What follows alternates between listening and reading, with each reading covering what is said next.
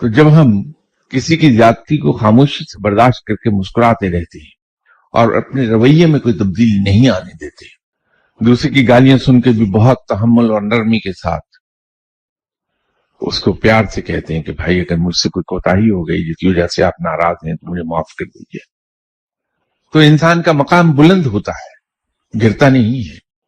اور یہ عرض کر دوں کہ سنت بھی یہی ہے۔ آپ صلی اللہ علیہ وسلم نے کبھی پلٹ کر کسی کو اس کی سخت بات کا جواب نہیں دیا۔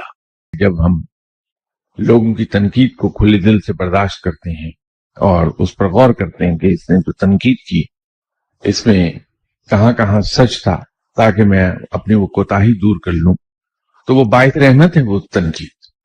اسی طرح اگر کوئی شخص آ کے یہاں مجھے برا بھلا کہتا ہے اور میں اسے خوش دلی سے برداشت کرتا ہوں اور اس کے چلے جانے کے بعد میں یہ سوچتا ہوں کہ کیا ہوا مجھ سے، کیا کوتاہی ہوئی کہ اس آدمی کو یہ سب کہنا پڑا، تو وہ میں اپنے آپ کو درست کر لوں گا۔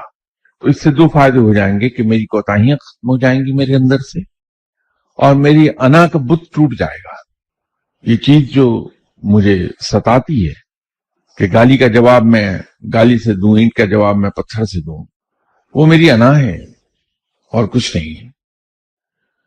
اور یہ انا ہے جو انسان کو ذل و خوار کرا دیتی ہے۔ مسلمان ذلت سے بہت دور رہتا ہے، کوئی ایسا کام نہیں کرتا جس سے اسے ذلت نصیب ہو جائے۔